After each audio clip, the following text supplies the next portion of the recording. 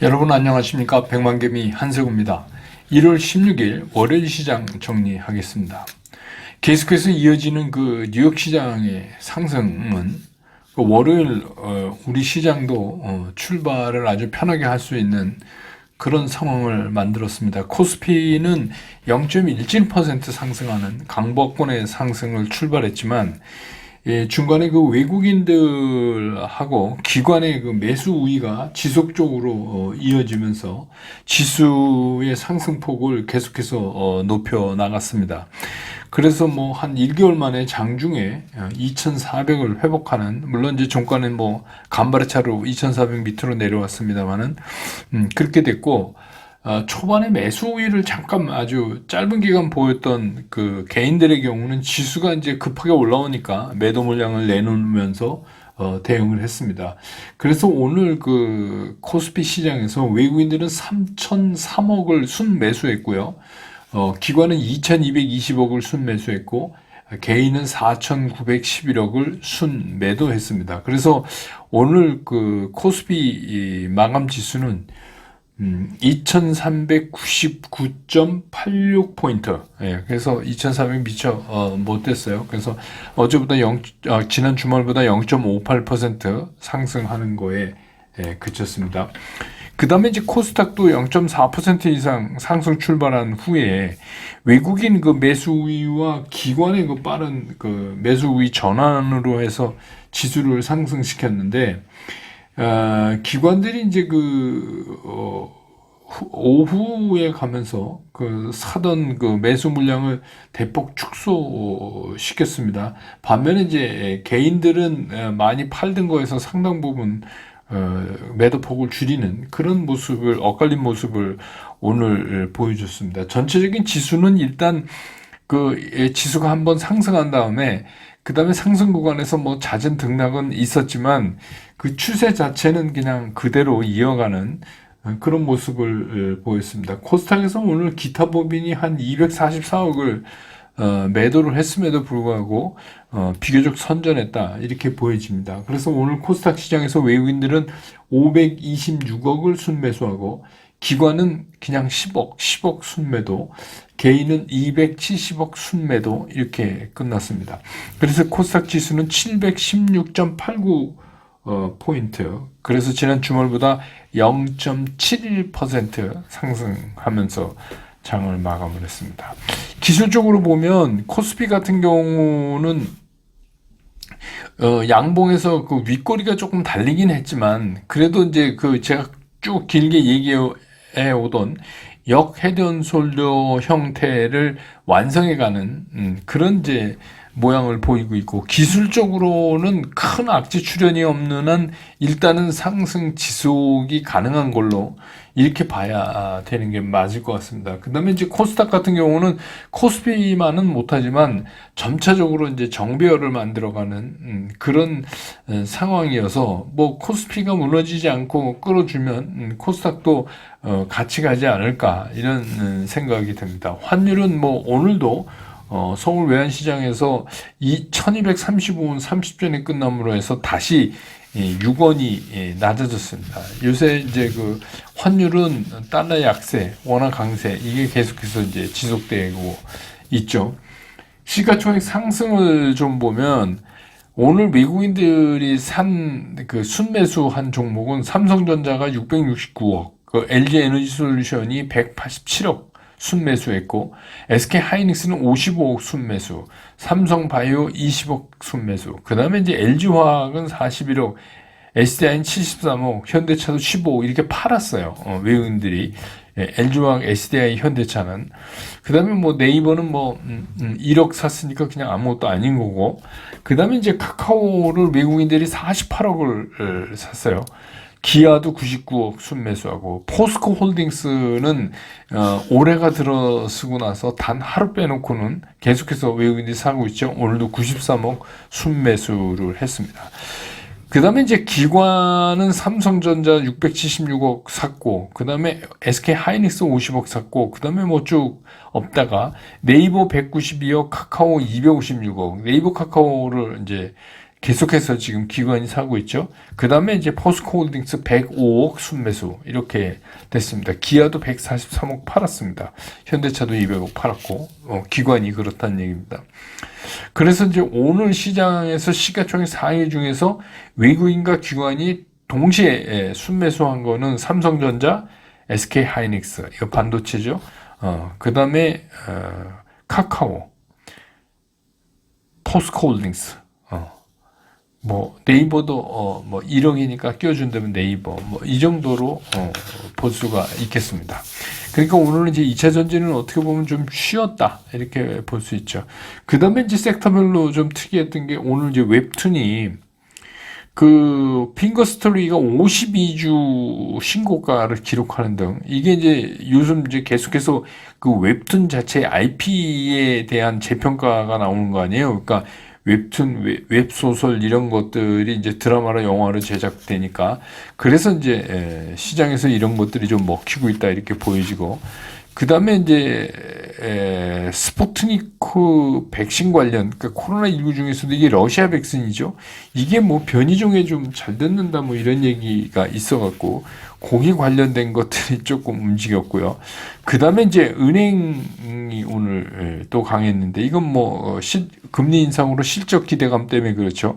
또 미국 시장에서도 그 미국 대형 은행들이 주가가 상승한 그 영향도 좀 받은 것 같고 그 다음에 이제 우리 그 금융지주사들이 주주환원책을 좀 뭔가 확대하려고 하는 그런 움직임이 이제 부각됐다. 교보증권에서도 올해 이제 양호한 실적을 바탕으로 해서 배당 성향이 상승될 걸 기대한다. 이런 이제 리포트도 나오고 은행주가 그 우리가 우리 시장에서 이렇게 크게 좀 긴 시간 환영 못 받는 거는 뭐냐면 실적이 좋아도 자꾸 이제 그 주주 환원이나 뭐 이런 거 하는데 개입이 되잖아요. 다른 것들이 이제 그래서 이제 그랬는데 그게 좀 나아질 거다. 뭐 이런 얘기입니다. 그 다음에 게임 이건 뭐 인터넷이건 모바일 게임이건 오늘 이제 일제히 상승을 하면서 그러다 보니까 이제 인터넷 플랫폼이라는 것도 어떻게 보면 거기에 탑재되는 기능을 갖고 있는 거 아니에요? 게임에. 그래서 이제 네이버, 카카오까지 영향을 주는 그런 모습을 보였습니다. 그래서 이제 신작 기대감 게임에 대해서 또 유진증권 같은 데서는 카카오 게임즈의 1분기 그 언지는 그 뭐 에버소울이나 아케에너지 원 뭐 이런 거에 대한 그 기대감이 크다 이런 거 또 대신증권도 NC소프트의 신작 TL인가요? 예, 그게 이제 상반기에 상당히 기대감을 갖고 있다. 뭐 이런 얘기들이 계속 나오면서 오늘은 또 이제 게임 쪽으로 이렇게 움직였습니다.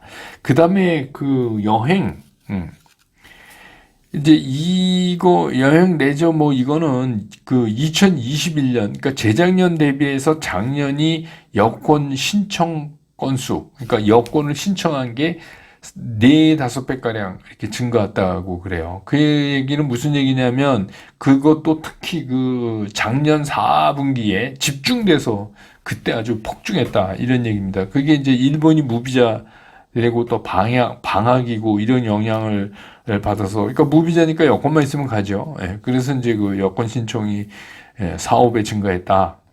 그리고 이제 작년 11월에 우리나라 국민이 해외 관광으로 떠난 게 104만 명이라고 그래요. 104만 명.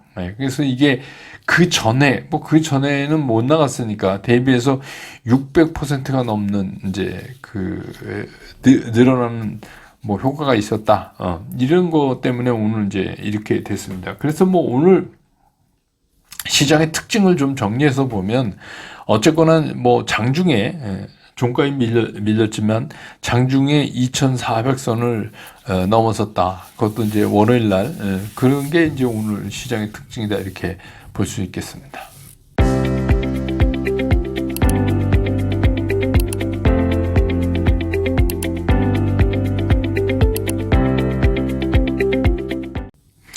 시장을 보면 미국의 나스닥도 지금 6일 연속해서 상승을 하고 있잖아요.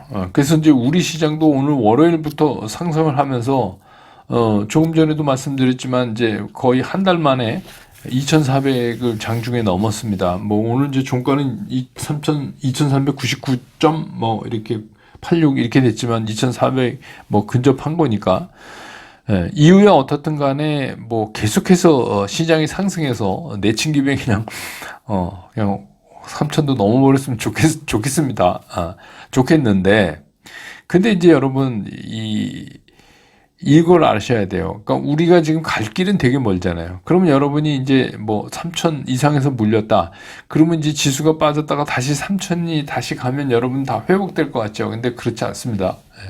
주식시장은 그렇지가 않아요. 그래서 이제 우리가 이제 이런 때에 전략이 필요한 겁니다. 그래서 한꺼번에 뭐 가만히 있다가 3,300 뭐 이렇게 가서 우리께 다 복구된다 이렇게 생각하시면 안 되고 시장에서 끊임없이 싸워서 조그만 수익을 한쪽에 이렇게 담아가면서 이제 이런 전략을 해야 된다. 뭐 생각 같아서야 계속 오르면 얼마나 좋겠어요. 근데 그게 이제 그렇지가 않으니까 그렇죠. 근데 이제 올 들어서 특히 올 들어서 이렇게 상승하게 된 배경을 보면 그 이유가 아주 되게 당연해요. 어떤 거냐면 그냥 외국인들이 매수가 이어지고 있는 거예요. 계속해서.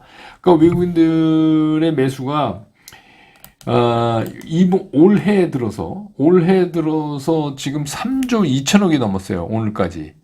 올해 들어서.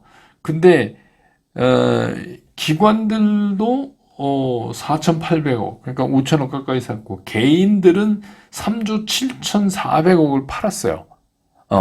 올해 들어서만, 그렇다는 얘기입니다. 그러니까 개인하고 외국인이 완전히 엇갈리는 이제 그런 모습을 나타내고 있는 거죠. 그리고 특히 이제 외국인들은 10거래일, 그러니까 1월 10일 20억 순매도한 거를 제외하고는 지금 10거래일을 계속해서 지금 매수 우위를 보이고 있어요. 그렇게 해서 이제 나타난 결과가 오늘까지 3조 2천억이 넘게 샀다.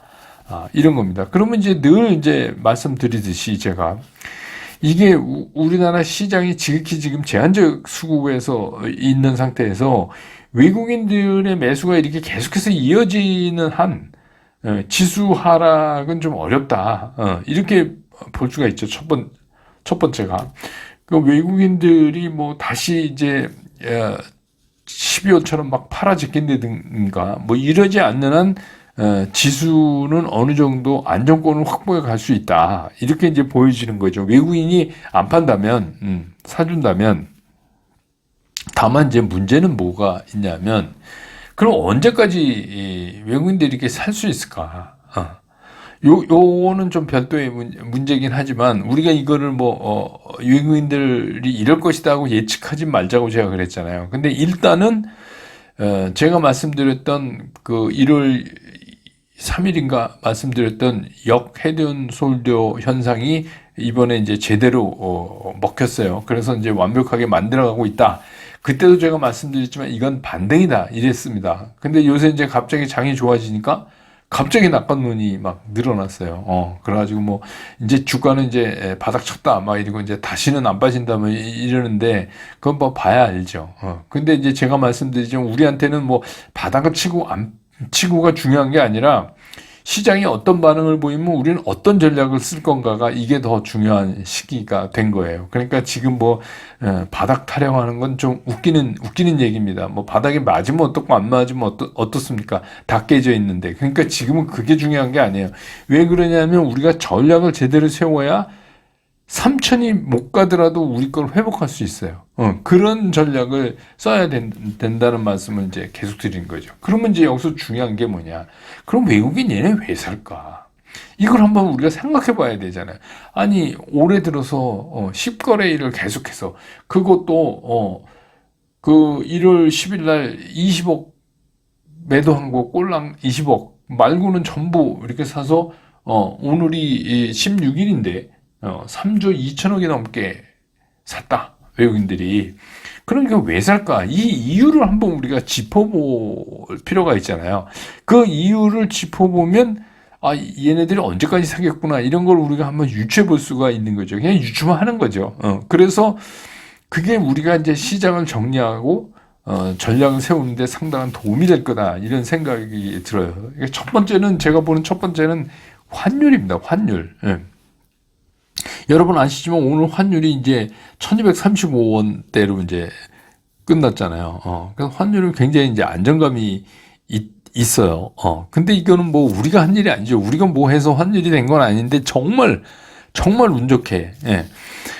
정말 운 좋게 이제 달러도 약세에다가 더구나 이제 최근에는 일본은행이 BOJ가 일드 커브 컨트롤의 폭을 넓히면서 그게 이제 엔화 강세의 효과를 가져왔잖아요. 그래서 이제 130엔 달러당 130엔이 깨져서 오늘 이제 128엔대란 말입니다. 이게 이제 엔화가 강세가 나타나니까 우리도 이제 옆에서 덩달아서 이제 원화가 강세가 되고 반면에 이제 달러는 약세를 가속화시키고 이렇게 된 거죠. 그런 의미로 보면 어떻게 보면 우리는 진짜 숨 막혀 오던 상황에서 이제 숨 쉴 수 있는 공간을 조금 찾은 거예요. 지금 이제 그게 어떻게 보면 이제 외국인이 사는 이유 중에 하나인 그 환율 문제를 이제 그렇게 해결한 건데, 이게 왜 그러냐면 이번 주도, 지난주에 제가 말씀드렸지만, 이번 주에 이제 BOJ의 통화결정회의가 있잖아요. 그런데 들려오는 말에 의하면, 이건 뭐 이제 결정회의가 끝나야 알지만, 들려오는 말에 의하면, 엔화 강세 쪽으로 일본은행이 좀 기울고 있다. 그런 얘기가 들려요. 그렇다면 그건 무슨 얘기냐. 당분간 환율은 굉장히 안정감을 보일 거라는 생각을 우리가 할 수가 있다. 이런 얘기죠. 그래서 이제 그런 환율이 있는 한, 그런 상황이 가능한 외국인들은 갑자기 여기서 매수를 멈추고 이럴 가능성보다는 일본은행의 통화정책이나 이런 거를 좀 보고 조금 더 이머징 마켓에 대한 매수를 해나갈 가능성이 있다. 이렇게 이제, 봐야죠. 반면에 이제 일본 주식시장은 조금, 헤맬 거예요. 이번 주에. 왜냐하면 이게 통화 결정을 강력하게 한다는 얘기는 뭐예요? 금리 인상 효과랑 비슷한 건데, 그럼 이제 일본 증시는 별로죠. 근데 이제 뭐 그렇다고 치고 우리 증시만 이제 보면, 그래서 이제 그런 것들이 달러 강세,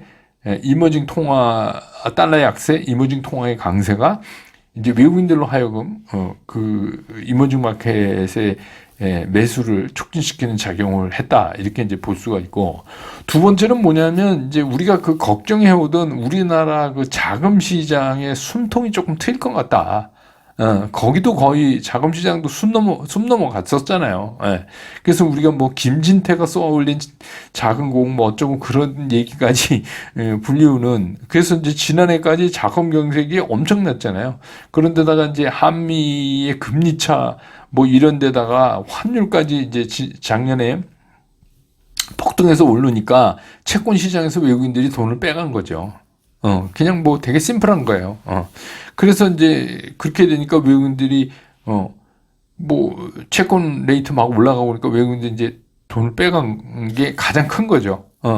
그게 이제 가장 컸는데, 근데 이제 지난주에 우리가 이제 상징적인, 그러니까 이게 그러면 이제 왜 이런 게 레고랜드, 그러니까 결국 이 자금시장 경색이 이제 건설하고 좀 관련이 돼 있어서, 그래서 지난주에 굉장히 상징적인 둔촌주공의 시공사들 있죠. 4개 시공사들이 7,500억의 공사비에 해당하는 이제 7,500억을 허그의 보증으로 마련을 하게 됐어요. 그래서 19일 날인가? 그래서 이제 PF를 갚고 이제 새로운 안정적인 공사를 이제 할 수가 있죠. 7,500억을 이제 마련을 했으니까.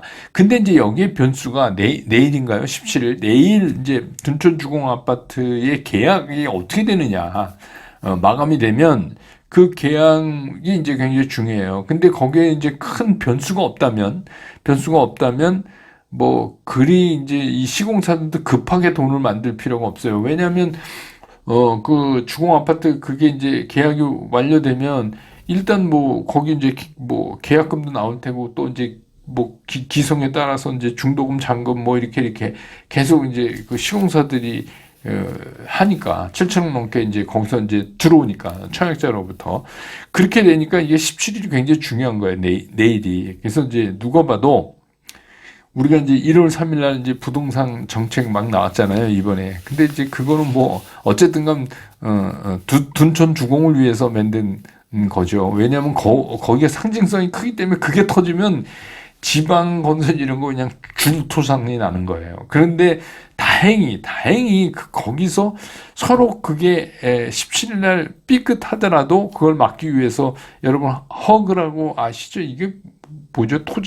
주택토지담보공사인가요? 뭐 하여튼 우리 그냥 허그 부르는데 그 허그 왜 전세금 그것도 해주고 뭐 이러는 데잖아요. 그러니까 여기 보증으로 공사비를 마련했다니까 일단 공사는 한다 이거 아닙니까? 그래서 일단 숨통은 넘어갔어요. 그러다 보니까 이제 채권 시장, 특히 이제 회사채 시장이 조금 안정되면서 금리가 떨어졌고 그렇게 되니까 일단은 우리가 막 걱정하던 그런 심각한 자금의 일이 터지는 그런 거는 좀 피해가는 거 아니냐. 는 것으로 이제 시장이 판단을 하는 거죠. 이런 게 이제 두 가지 이유로 외국인들이 사는 거죠. 그럼 이제 우리는 어떻게 해야 되냐? 전 이런 생각이에요. 지금 우리가 뭐 얼마까지 간다 예단하는 것 자체가 웃기고 그냥 갈 때까지 가는 겁니다. 굳이 뭐 우리가 먼저 내릴 필요가 없어요. 이거 이러다가 고꾸라지는 거 아니야 이러면서 내릴 필요도 없고 그냥 갈 때까지 가고 다만 중간에 제가 늘 말씀드리자면 우리가 정한 매매 원칙상 이게 이제 내려야 된다. 당신 내려야 된다라는 시그널을 주면 그런 게 나타나기 전까지는 우리가 먼저 선제적 행동을 할 필요는 없다 이렇게 보여져요.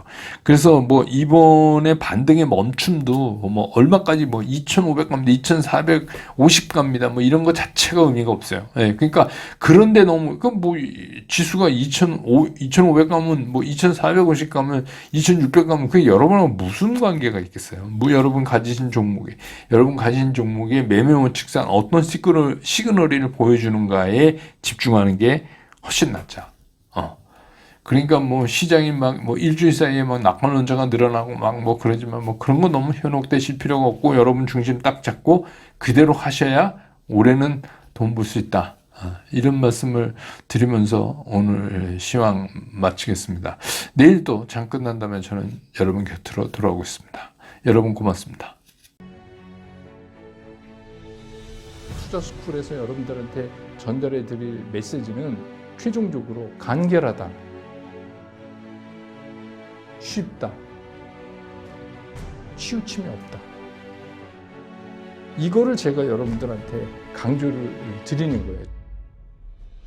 저는 앞으로 이제 여러분들과 함께 이렇게 하려고 합니다. 여러분과 함께 성공 투자로 갈 수 있으면 좋겠습니다.